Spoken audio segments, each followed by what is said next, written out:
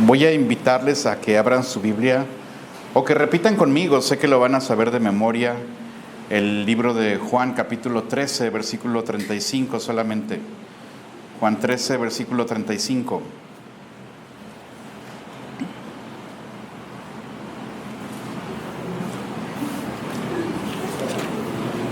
Juan 13:35 dice así: en esto conocerán todos que sois mis discípulos, si tuviereis amor los unos con los otros.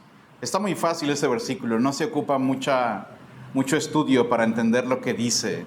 De esta manera puedes identificar a alguien que es un discípulo de Cristo. ¿De qué manera? Bueno, si tuvieres amor unos por los otros. Y aunque aquí habla específicamente del amor, sí habla de una relación personal con Cristo que se tiene que hacer visible y que te identifica, te marca como discípulo de Cristo. Y en esta mañana, tarde, quisiera hablarles sobre las marcas fundamentales o marcas básicas de un verdadero discípulo. Y vamos a orar primero. Padre, gracias te damos en esta mañana por lo bueno que eres con nosotros, por la oportunidad de poder reunirnos en tu nombre, cantar juntos a tu nombre y ahora poder abrir tu palabra. Pido que a través de ella sea tu Espíritu Santo hablando en nuestro corazón, glorificando a Cristo, Dios, y de manera muy, muy específica, sí quiero pedirte que si alguien ahorita aquí no te conoce personalmente como Señor y Salvador, pues sea tu palabra, Dios, quien le quebrante, quien le redarguya, quien le exponga ante la condición real de su alma, pero también le muestre a Jesucristo, el Señor y Salvador, quien ha muerto para pagar nuestros pecados. Dios, te pido que obres en los corazones de todos y aquellos, Dios, que creemos en ti, aquellos que te conocemos ya personalmente, tú puedas fortalecer nuestra fe, Dios, fortalecer aquellas áreas en nuestras vidas que flaquean y en particular hoy, Dios, las marcas de un verdadero discípulo, poder obrar según nuestra fe, según tu obra en nosotros, para mostrar que somos seguidores realmente tuyos. En tu nombre, Jesús, oramos y toda la gloria es para ti. Amén. Quizás han escuchado la historia de un hombre llamado Frédéric Bourdin, también llamado el Camaleón. Es un impostor francés nacido en 1974. Él todavía está vivo. Durante más de 20 años suplantó identidades de muchas personas. Se hizo pasar por huérfano. Había alguna publicación en Estados Unidos sobre un niño perdido. Él dijo, yo soy. También se presentaba como huérfano o como víctima de algún abuso. Y a pesar de que era ya adulto, se hizo pasar por alguno de estos y logró engañar a orfanatos, a la policía y a familias completas. Uno de los casos más sobresalientes de Frédéric fue que se hizo pasar por un adolescente de Texas llamado Nicholas Barkley en 1997. Nicholas había sido reportado como desaparecido 3 años antes y apareció de repente alguien que decía ser Nicholas. Y a pesar de que él tenía acento francés, a pesar de que físicamente se veía muy diferente y a pesar de que ya era mayor de edad, la familia lo aceptó como si fuera su hijo. Logró convencer a la policía y a la familia diciendo yo soy Nicholas. Fue entrevistado por la televisión, recibió cuidados, le compraron ropa, le dieron un cuarto y por varios meses vivió con ellos. Y no fue sino hasta que una investigación meticulosa sacó a la luz la verdad que él no era Nicholas. Pero es interesante que no era la primera vez que lo hacía, porque hasta ese punto en su vida él ya había adoptado la identidad de más de 500 personas diferentes. Su historia inspiró a una película llamada El Impostor que salió en 2012. Y el punto es este, hermanos, es sencillo. Es posible engañar a muchos por un tiempo. Con las palabras correctas, la ropa correcta, las emociones y comportamiento aparentemente correcto, se puede engañar a alguien. Pero eventualmente la luz va a salir, la verdad va a salir a la luz, perdón. Y este hombre logró engañar a gobiernos, familias enteras, haciéndose pasar por alguien que no era. Del mismo modo, el día de hoy, muchos podrían hacerse pasar por discípulos de Cristo, pero no lo son. No basta con parecer ser cristiano. Timoteo dice que el Señor conoce a los suyos y solo aquellos que permanecen dan evidencia de ser realmente sus discípulos.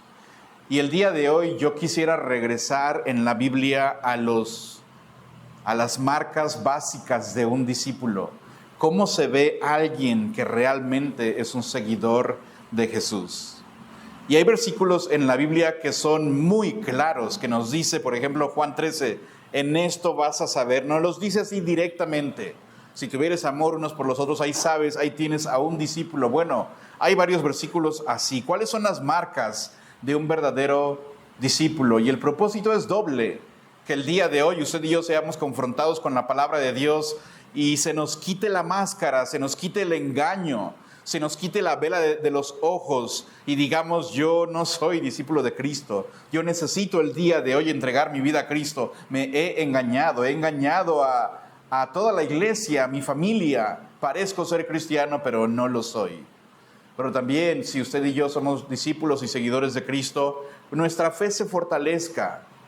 Veamos cuáles son estas marcas y pongamos más empeño en fortalecerlas y en obrar de acuerdo a la palabra y la dirección de Dios. ¿Cuáles son las marcas de un verdadero discípulo? 4 de ellas. La primera de ellas es que un discípulo tiene una relación personal con el maestro.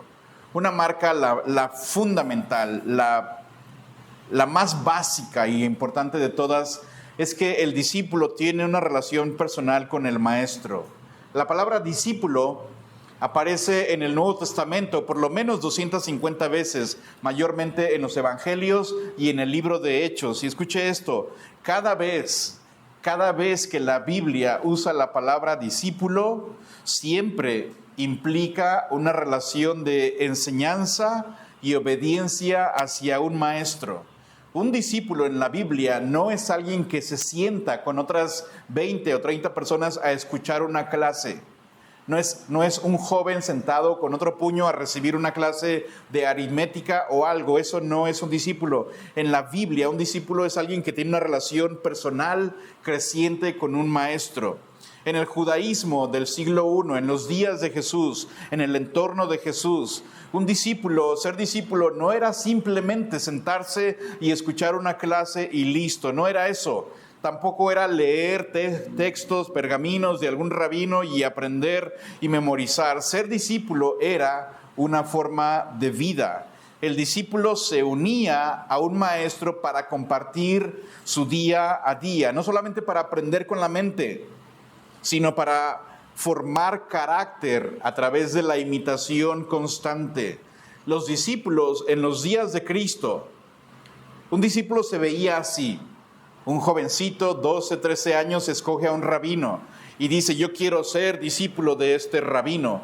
El rabino tenía que dar su aprobación. Y ahora, ¿cuál era el proceso del discípulo? Varias cosas. Primero, el discípulo dormiría muy cerca de su maestro, muy cerca de donde él dormía. Ahí estaba el discípulo pegado. No solamente eso, pero un discípulo comería donde el maestro está comiendo.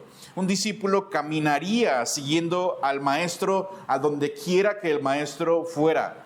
Un discípulo escucharía lo que su maestro dice en público, pero después lo seguiría para escuchar sus comentarios ya en privado. ¿Cuáles son las impresiones del rabino? ¿Cómo reacciona a esta enseñanza? Un discípulo observaría a su maestro, cómo trata a los pobres, cómo trata a las mujeres, cómo responde a los enemigos, cómo responde con los niños. Un discípulo vería a su rabino orar. Lo observaría mientras su maestro está descansando y lo va a observar en cómo responde él ante la adversidad. Y el punto es muy sencillo, hermanos. El objetivo de un discípulo no era solamente memorizar enseñanzas, sino absorber un estilo de vida, ser una réplica viviente del rabino. El discipulado entonces era una escuela de misión, de carácter, de propósito y de pensamiento. Hasta había una expresión rabínica que decía: empolvado con el polvo de los pies del rabino. ¿Cómo estás? Alguien podría responder: estoy empolvado con el polvo de los pies del rabino. ¿Qué significa eso? Que estoy tan cerca del rabino que el polvo de sus zapatos me ha cubierto. Eso era un discípulo. No alguien que escuchó y aprendió y memorizó unas cosas nada más. Alguien cuya vida estaba tratando de imitar, de replicar la vida de su maestro. Y aquí hay, hermanos, la verdad más simple y la más profunda del discipulado es una, fácil. Es imposible ser un discípulo verdadero si no hay un vínculo real con el maestro. Dicho de otro modo, nadie puede seguir a quien no conoce. Nadie puede aprender de alguien a quien nunca ha escuchado y a quien nunca ha visto. Un ejemplo muy sencillo. Si alguien de nosotros dijera: yo soy aprendiz de carpintero, pregunta seria, y espero una respuesta: ¿qué ocupa alguien para decir que eso es verdad? Si alguien dice: yo soy aprendiz de carpintero, ¿qué ocuparíamos? Y antes de eso, mostrar el trabajo. Y antes de eso, tener las herramientas. Todo esto es bueno, pero algo más básico. Ocupa un carpintero. Usted no puede ser aprendiz de nada si no tiene un maestro. Puede tener herramientas, puede tener emociones, puede decir: sí quiero, sí me interesa, yo soy aprendiz de carpintero. Alguien te tiene que enseñar, sea YouTube, sea un carpintero real. Pero tienes a un maestro, hay un instructor. Si alguien dice: yo soy aprendiz de albañil, tiene que haber un maestro que te esté enseñando. No puedes decir: yo soy aprendiz de carnicero, soy aprendiz de costurero. Bueno, es porque obviamente tiene que haber alguien que te esté enseñando. Si no hay un maestro, si no hay alguien a quien tú estás siguiendo o algo o alguien, no puedes decir que eres aprendiz o discípulo si no hay un maestro. Puedes decir: yo soy aprendiz de panadero. ¿Y quién es tu maestro? Nadie. ¿Dónde estás aprendiendo? Pues tengo los ingredientes. ¿Quién te está enseñando? Nadie. No eres aprendiz de nada, solo es una ilusión. Con Jesús, hermanos, es algo muy sencillo y muy básico. No puedes ser su discípulo, su seguidor, si no lo conoces personalmente. Y todo empieza allí.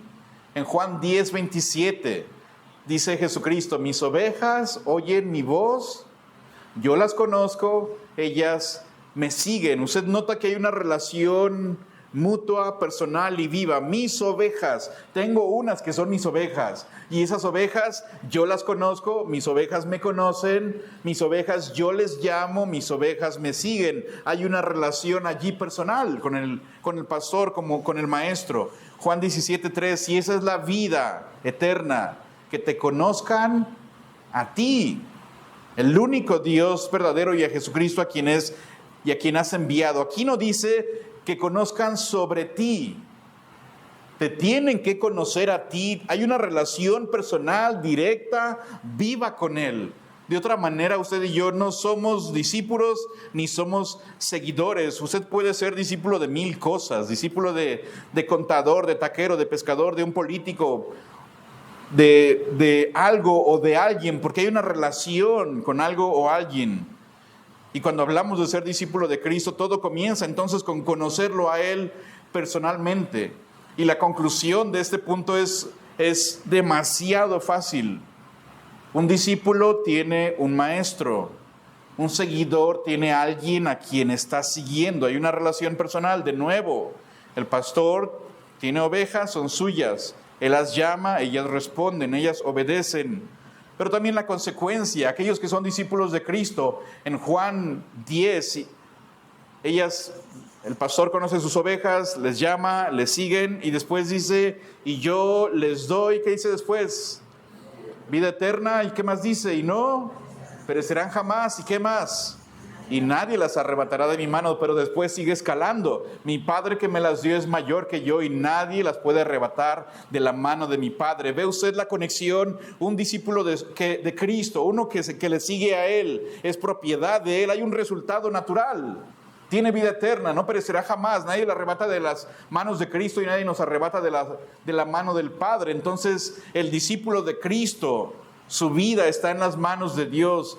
Sus pecados han sido pagados, ahora no hay más condenación. Pero está la contraparte. Alguien puede decir, bueno, yo no soy discípulo de Cristo, yo no le conozco personalmente. Las consecuencias son eternas, hermanos. Puede ser que el día de hoy usted esté aquí y no conoce personalmente a Jesús. Puede ser que sabes de Jesús, puede ser que te gusta Jesús, puede ser que te gusta convivir con la gente de Jesús, pero no has entregado tu vida a Él. Puede ser que estás cerca en tu criterio, pero dices un poco más adelante, sí me interesa, todo esto estoy de acuerdo, sí, pero no estás dispuesto a sacrificar una relación amorosa ahorita. Ahorita dice, sí me gusta todo eso, pero ando metido en algunos negocios, en algunas cosas que ahorita no me es tan fácil dejar. Todo esto me gusta, pero un poquito más adelante. ¿Sabes qué dice la Biblia para personas así? Mateo 7, 21 y 23. No todo el que me dice, Señor, Señor, entrará en el reino de los cielos, sino el que hace la voluntad de mi Padre. Muchos me dirán en aquel día, Señor, Señor, ¿no profetizamos en tu nombre y en tu nombre echamos fuera demonios? ¿No hicimos milagros en tu nombre? Y el Señor les va a decir, no te conozco. Nunca te conocí, apartados de mí, hacedores de maldad. La diferencia entre que sigues a Jesús o te gusta Jesús nada más, pero no le sigues. La diferencia es que le has entregado todo a Él. O estás posponiendo, sí me interesa, pero me falta poquito. La diferencia es eterna, hermanos. Es una diferencia de vida o de muerte, de verdad o de engaño, de eternidad con Cristo o sin Cristo. Y la conclusión de este punto primero es muy sencillo. Sin relación con el Maestro no hay discipulado. No puedes considerarte seguidor de Cristo si no le conoces primero a Él personalmente. ¿Y el Evangelio qué es? Todo se trata del Evangelio. Repetimos lo que hemos escuchado muchas veces, que tú y yo somos pecadores. ¿De qué se trata todo? De que usted y yo hemos quebrantado la ley de Dios. Él es bueno, perfecto, recto, santo, no hay maldad en Él. Nosotros somos lo contrario, mentirosos. Tenemos odio hacia otras personas, envidia hacia otros, nos enojamos por cualquier cosa, tenemos lujuria, lascivia, envidia de otros. Hay cosas en nuestra mente tan espantosas para siquiera imaginar. Hemos mentido, hemos robado. Y la consecuencia es devastadora, porque Dios es bueno y perfecto, y Él no puede tolerar el pecado, y Él es justo y recto. Y dice la Biblia que Él está airado con el pecador todos los días. Que nuestro pecado ha causado división entre Dios y nosotros, y más bien en lugar de merecer algo bueno de Dios, merecemos su ira, merecemos que Él nos aplaste, nos fulmine en un instante, porque hemos quebrantado su ley, hemos atentado en contra de su carácter. Todos nosotros merecemos ser castigados por la ira y la justicia de Dios.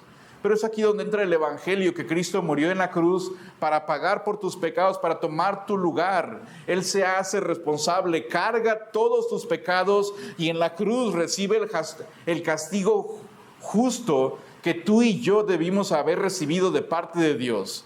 El castigo, la condena que era para ti, se le redirige a Jesús, quien nunca pecó. Y en la cruz entonces hay un intercambio. Mis pecados le son contados, atribuidos, transferidos a Jesús, como Él si los hubiera cometido, y en la cruz la justicia perfecta de Cristo me es transferida a mí por medio de la fe, la gracia y la misericordia de Dios. Y de eso se trata el Evangelio, que dice la Biblia que si crees en Él de todo corazón serás salvo. Y no es una fe superficial, no es repetir una oración, no es solamente conocerlo con la mente, es una entrega completa de arrepentimiento, de fe, de renunciar a ti mismo y entregarte completamente a Él.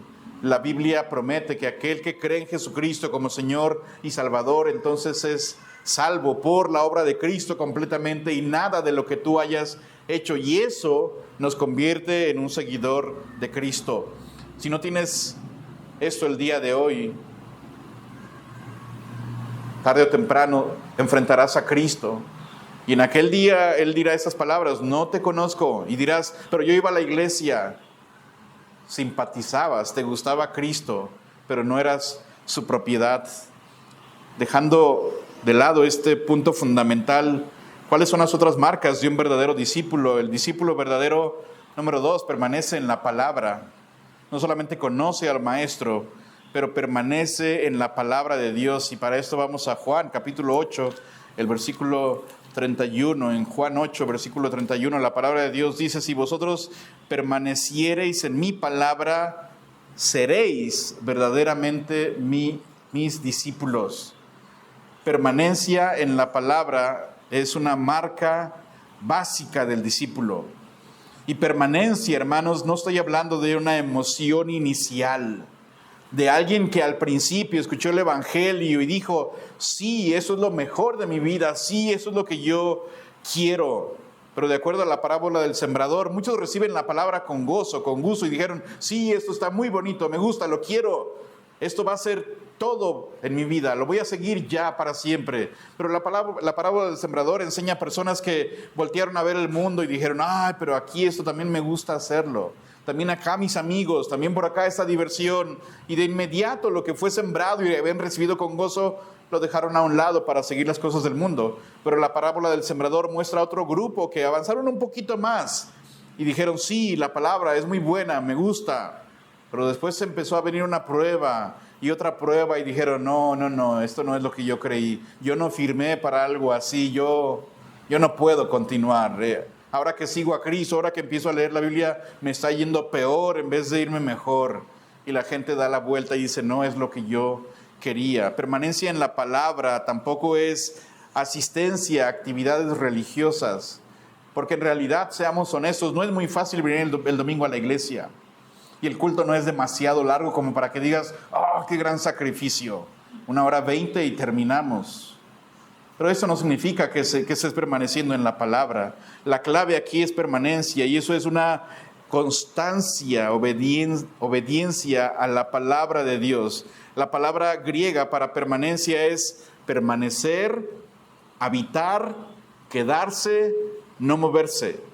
No se trata de visitar ocasionalmente la palabra de Dios, ni de recordar versículos sueltos: Génesis 1:1, Filipenses 4:13 y Juan 3:16. Con esos 3 ya te defiendes. No se trata de eso solamente, sino de vivir arraigado, estacionado, permanente en la palabra de Dios, como quien hace de la palabra de Dios su propia casa. Piensa en la palabra permanente, un marcador permanente. ¿A qué se refiere? A que ya no se quita, allí está. Cuando alguien nos dice: permanezcan en sus lugares, ¿qué nos están diciendo? Que si ves a otros levantarse, que si ves movimiento, tú te quedes allí sin moverte.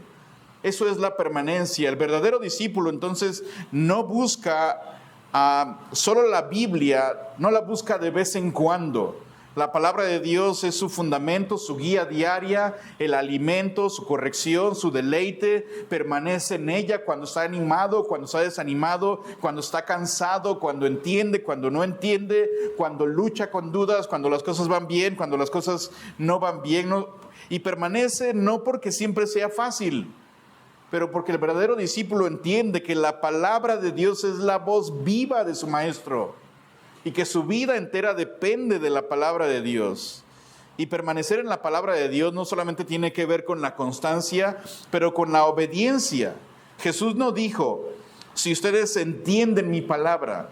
Tampoco dijo: si ustedes citan bien la palabra de Dios. Más bien es: si permanecen, lo que implica algo práctico que transforma, no solamente intelectual, pero que lo que tú has recibido y entendido ahora cambia tu manera de vivir. Está hablando de alguien que abre las Escrituras buscando escuchar a su Señor, no solo por cumplir una rutina, sino porque la palabra de Dios corrige el camino, lo confronta, cambia mi manera de hablar, mi manera de percibir todo en la vida, porque entiendo que Cristo ha hablado.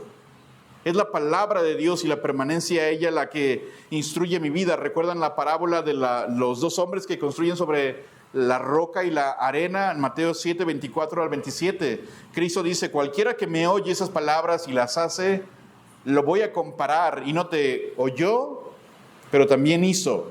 Ese es como el hombre que edificó su casa sobre una roca.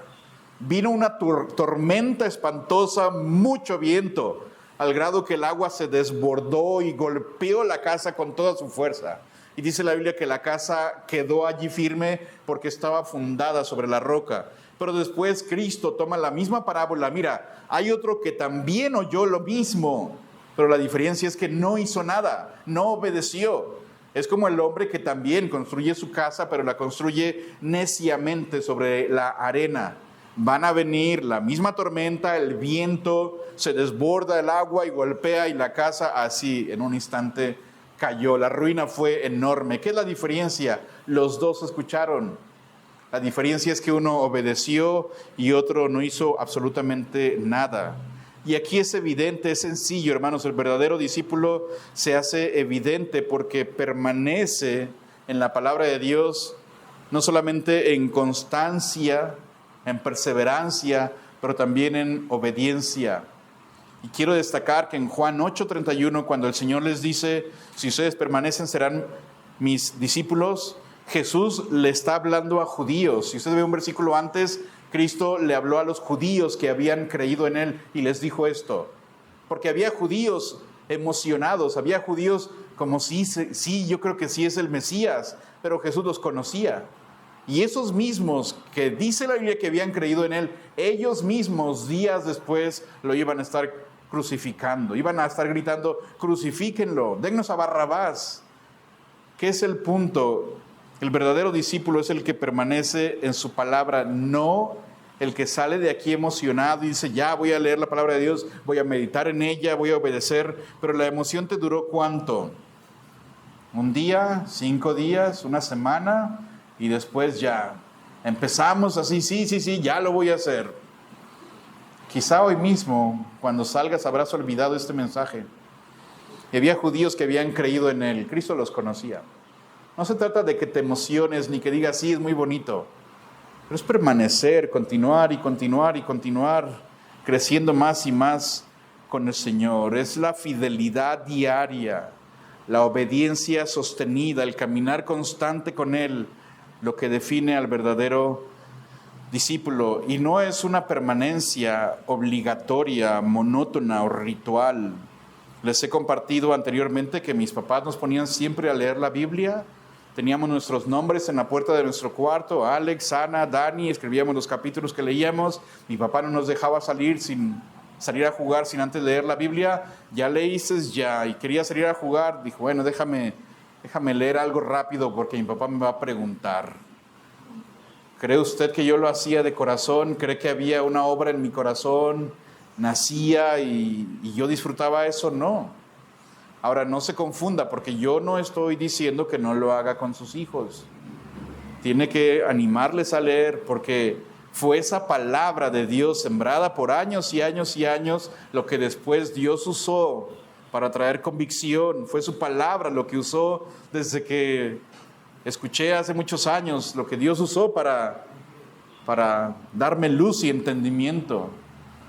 Pero a lo que voy es que la Biblia no debería de ser algo obligatorio.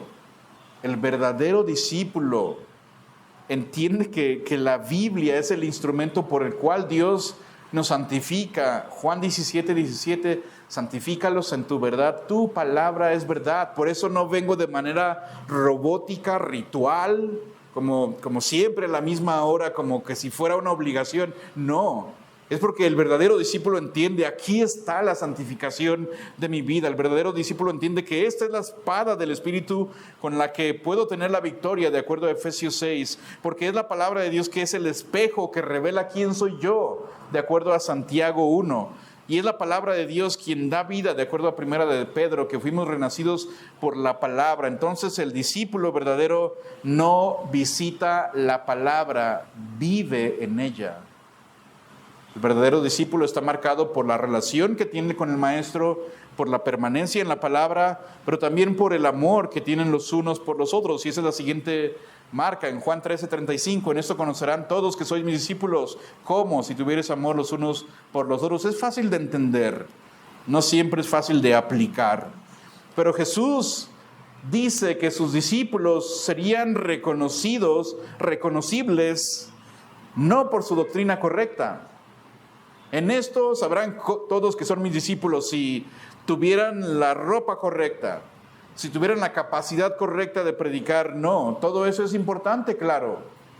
Pero más importante es, una evidencia más clara y visible, es que el verdadero discípulo tiene amor hacia otros creyentes. Obviamente la doctrina es fundamental e importante. La manera de vestir es importante, abordar también el tema. Pero lo que marca a un verdadero discípulo no es que trae una playera que dice Jesús, no es que trae el día de hoy unos aretes, que trae una crucecita, ese es cristiano, o porque trae un dije de una cruz, no. O porque en el carro traigo un pescadito, eso no estoy diciendo que es malo, está bien. Pero lo que va a marcar a un verdadero discípulo no es que traiga corbata. Por eso, mira, es cristiano, trae una corbata y camisa blanca.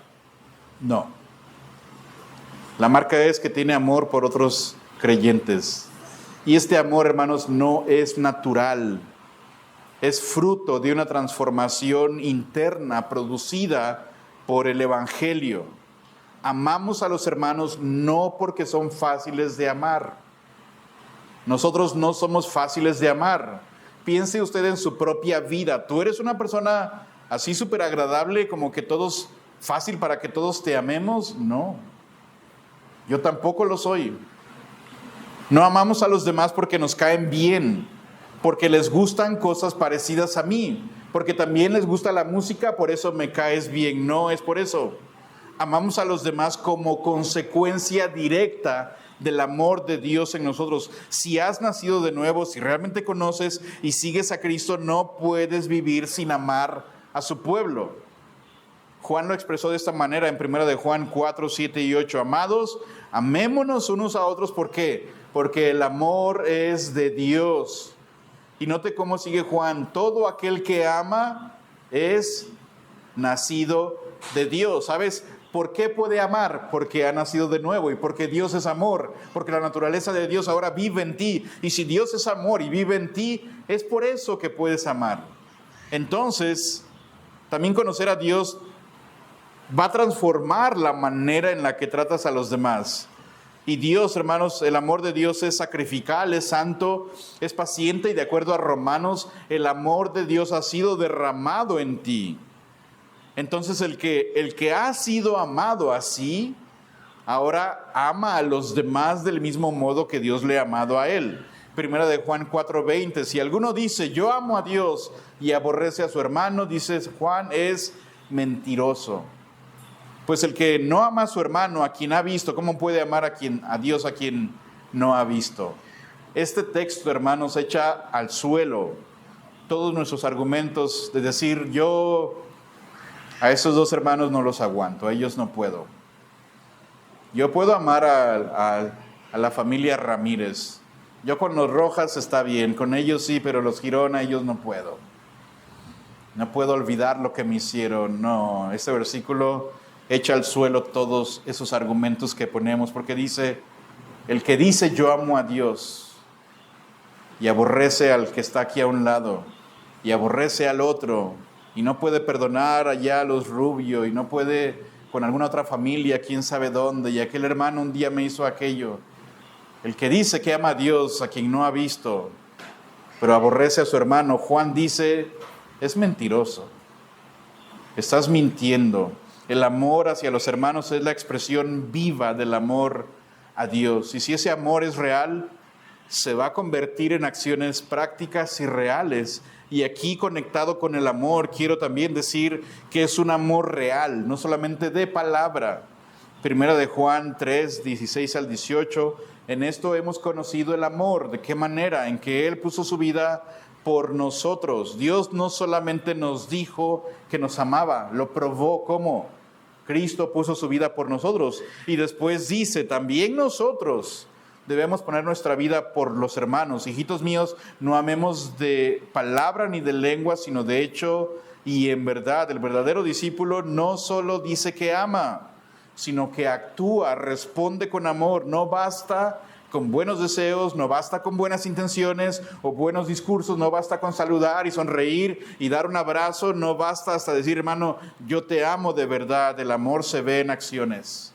Santiago 2, 15 y 16 dice que si un hermano o una hermana están desnudos, tienen necesidad del mantenimiento de cada día, es decir, de alimento, ropa, y usted y yo les decimos, hermano, voy a orar por ti, ve a tu casa, descansa, come, caliéntate, pero no les das nada, dice Santiago, ¿de qué aprovecha? Y en el contexto es, la fe sin obras es muerta, y el amor sin acciones también lo está. Si alguien dice, yo te amo, hermano, y no haces nada por otros, pues ¿qué clase de amor es ese? Porque el amor de Dios no es. Cristo nos amó no solo con palabras bonitas, pero puso su vida por nosotros.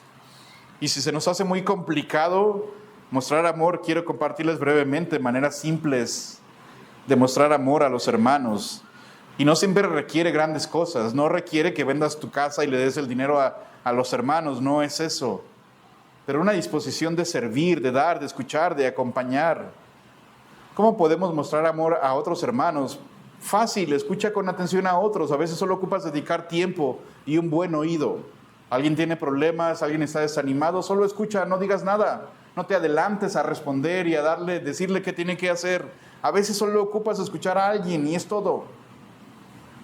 Escuchar con atención, pero orar con alguien en ese momento. No solamente prometer que vamos a orar. Demuestras amor al escuchar a alguien, orar por alguien. Hermano, ¿qué puedo hacer por ti? ¿Cómo puedo orar por ti? Pues me está pasando esto y esto. Voy a orar por ti. Bueno, ¿qué le parece orar por él en ese preciso momento? Y también llegar a casa y orar y decirle, he orado por ti, pero realmente lo has hecho de verdad. ¿Qué tal visitar o llamar a un hermano enfermo, necesitado? Hermano, ahora con los teléfonos es súper fácil. Antes era difícil llamar a alguien. Ahora puedes hacerlo con mucha facilidad. ¿Cómo está, hermano? No lo vimos en la iglesia, supe que estaba enfermo. O mejor aún, ¿por qué no vas a su casa, le visitas y le llevas comida y un poco de despensa? Lo necesite o no. ¿Qué tal compartir un recurso útil? Compartir un versículo, una comida, una ayuda económica, algo que le pueda servir. ¿Qué tal servir a otros sin reconocimiento? Ayudar, cuidar niños, ayudar con el mantenimiento del templo, a un hermano que sabes que ocupa algo en su casa. ¿Qué tal amar a un hermano con palabras que edifiquen, no solamente corregir o señalar las fallas? Donde no hay amor, hermanos, a los hermanos, no hay amor a Cristo. Y esto es duro. Pero si decimos que amamos a Dios, eso se hace evidente con las personas que están aquí a un lado tuyo. Amarlos a ellos, amarnos unos a otros. Y el amor de Dios, hermanos, quiero resaltar y remarcar que es resultado del amor de Dios en nosotros. Juan 15 lo dijo muy claro. Este es mi mandamiento, que os améis unos a otros como que, como yo os he amado. Amamos porque Él nos amó, no porque tú eres muy bueno para amar. Y no debe ser un amor obligatorio, pero sí un amor que debe de estar allí por obra de Dios. Una marca más de un verdadero discípulo es el servicio. Una de las marcas más claras de que alguien es discípulo de Cristo es que sirve. El que sigue a Cristo aprende a vivir como Cristo vivió. Y Cristo dijo claramente que Él no vino para ser servido, sino para servir. Y si tú dices, yo soy su discípulo, bueno, tienes que vivir imitándole a Él. ¿Y qué hizo Él?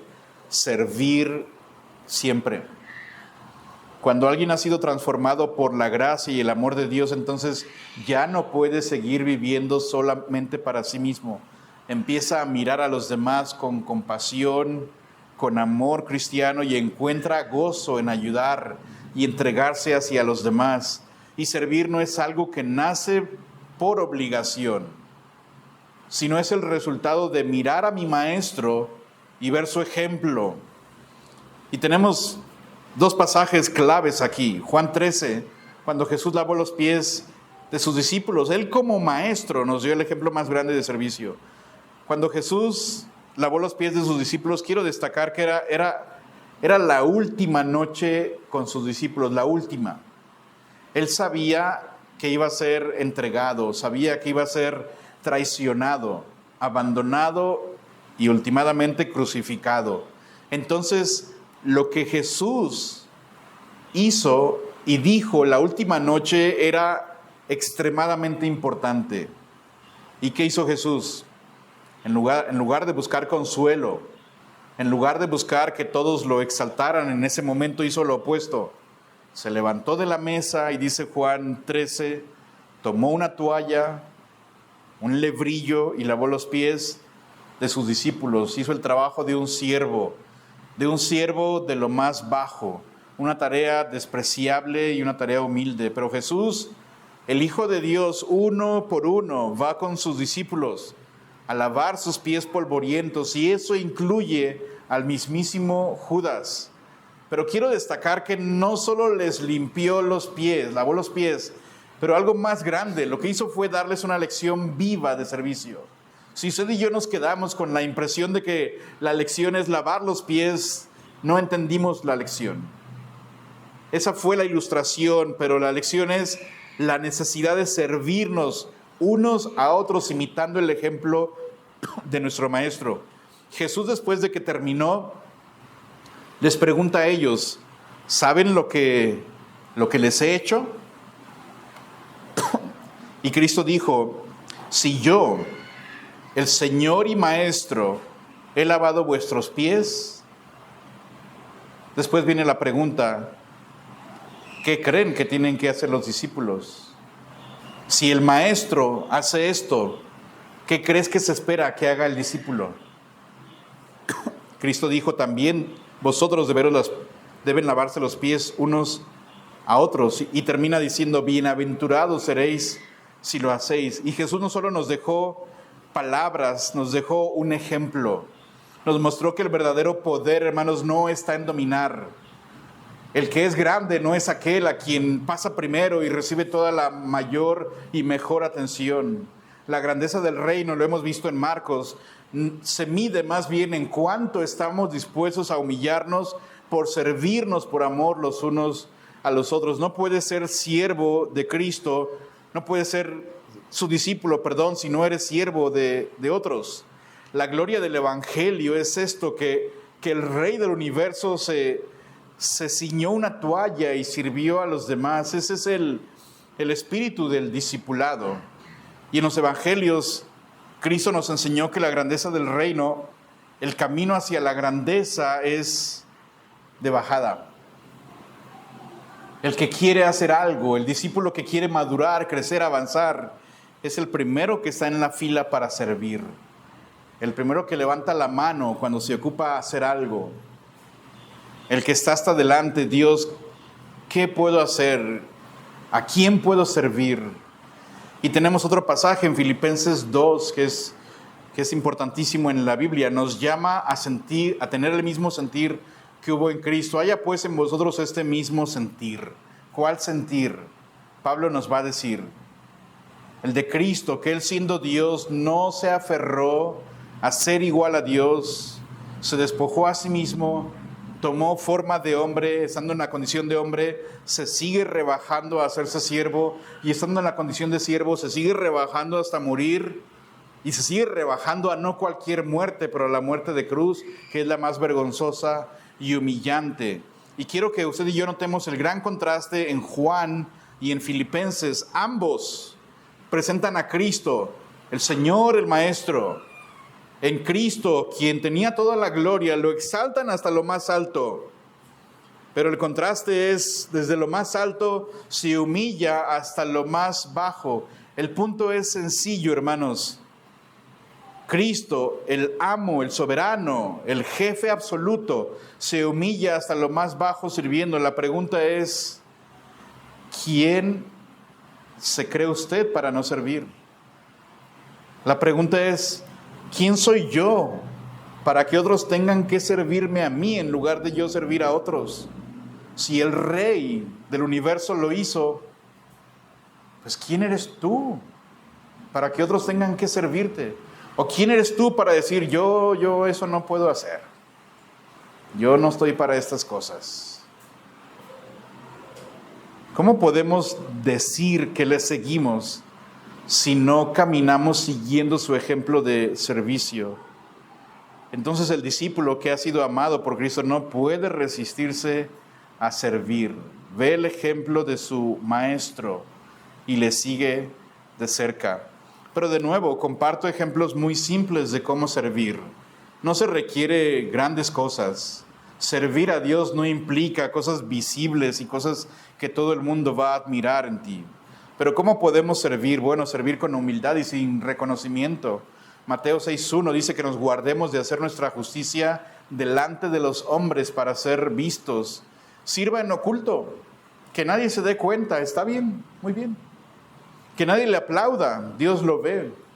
Filipenses 2:3 y 4, que nada hagamos por contienda o por vanagloria, antes bien con humildad, no mirando por nuestro propio beneficio, sino por el de los otros. Sirva no para lucirse, sirve para Dios y para bendición de otros. Y si nadie se da cuenta, no hay ningún problema, lo estás haciendo para Dios. Ayude a limpiar sin que se lo pida, lleve comida a un hermano sin tener que anunciarlo.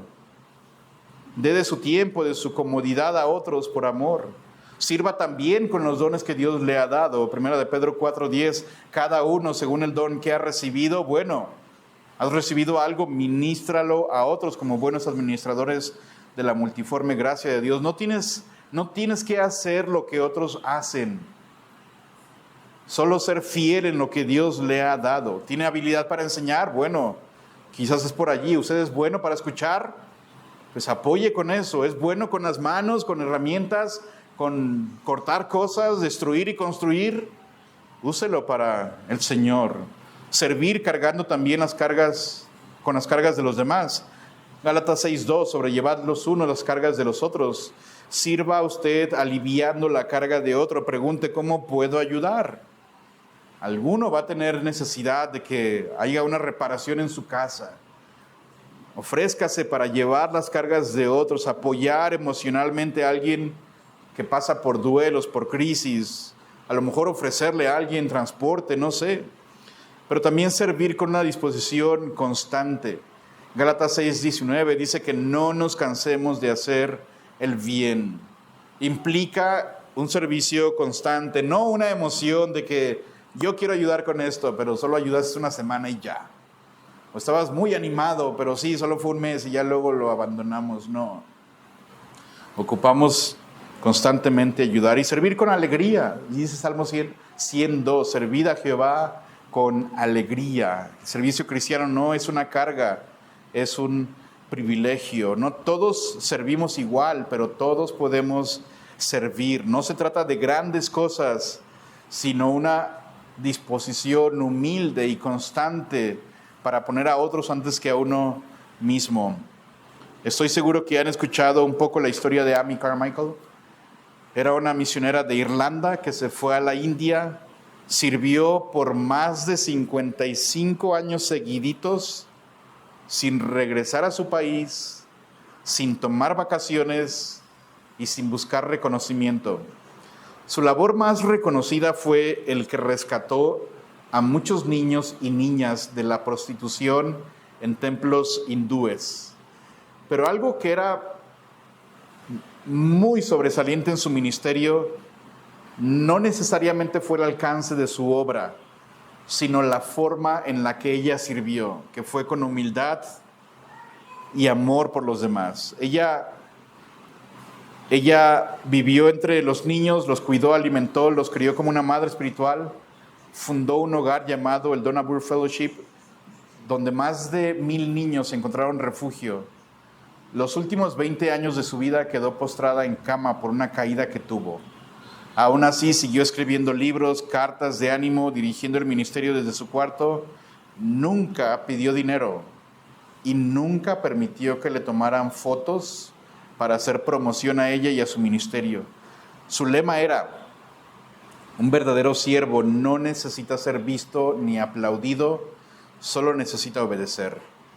Y en una de sus cartas ella escribió lo siguiente: no me digas que amas a Cristo si no estás dispuesto a lavar los pies de uno de sus más pequeños.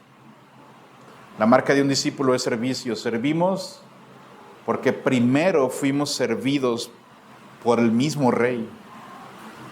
¿Por qué no servir a otros? Y en conclusión, hermanos, seguir a Cristo, ser discípulo de Cristo no es un título, es una vida. No se define por lo que decimos, sino por cómo vivimos. Y solo para poner todo junto de nuevo y terminar, un discípulo entonces tiene una relación real y personal con su maestro. No solo ha oído de Jesús, lo sigue de cerca. Si no conoces a Cristo el día de hoy, con mucho amor quiero decirle que vas a terminar eternamente alejado de Él, siendo atormentado. Ser su seguidor implica que lo conozcas personalmente, que el día de hoy llegues a casa, hables abiertamente con Cristo de tu pecado, entiendas su justicia, su rectitud, su ira, pero también su amor y misericordia. Pide a Él que te quebrante, que te humille, que produzca en ti arrepentimiento y fe. Y cree en su promesa, descansa en Él, pide a Él por tu alma. El discípulo tiene eso, pero el verdadero discípulo permanece en su palabra, no por obligación, no por carga religiosa, pero porque la palabra de Dios es ese alimento diario del alma. El discípulo verdadero ama a los hermanos y no lo ama solo con palabras. Son acciones que reflejan el amor con el que Cristo nos ha amado. Y el discípulo verdadero sirve, no por obligación, no por reconocimiento, sino porque ha comprendido que el Rey del universo se ciñó una toalla para servir y nos llamó a nosotros a hacer lo mismo. Seguir a Cristo no siempre será fácil. Habrá momentos de cansancio, de incomprensión, de soledad. A veces vas a servir y nadie lo va a notar. A veces vas a amar y no vas a recibir lo mismo. Vas a obedecer y puede ser que te cueste, pero vale la pena. 1 Corintios 15:58. Así que, hermanos míos, amados, estad firmes y constantes, creciendo en la obra del Señor, siempre sabiendo que vuestro trabajo en el Señor no es en vano. Oramos, Padre, te damos gracias por tu palabra. Pido que nos ayudes, Dios. Pido que trabajes en nuestro corazón, primero a los que no te conocen. Ayúdales a entender, Padre, que saber de ti no es suficiente. Que venir a la iglesia y disfrutar algunas cosas de la iglesia no es suficiente. Eso no significa ser tu seguidor ni ser tu propiedad. Aquellos que son tuyos son aquellos a quienes tú has llamado y aquellos que hemos respondido en fe por tu obra en nosotros, que es una entrega, que es un negar a nosotros mismos, que es un rechazo a nosotros y una entrega total a ti como Señor y Salvador. Si alguien hoy no te conoce, que tú le traigas a ti, Padre, pero también a los que decimos ser seguidores tuyos, refuerza en nosotros, por favor, ese amor por la palabra, ese amor por los hermanos y ese amor por servir. No porque queremos que nos vean, no porque somos mejores, no porque otras personas son difíciles o fáciles de amar o sobrellevar, sino por tu obra en nosotros. Gracias, Jesús. Ayúdanos esa semana a vivir como tú. En tu nombre oramos. Amén.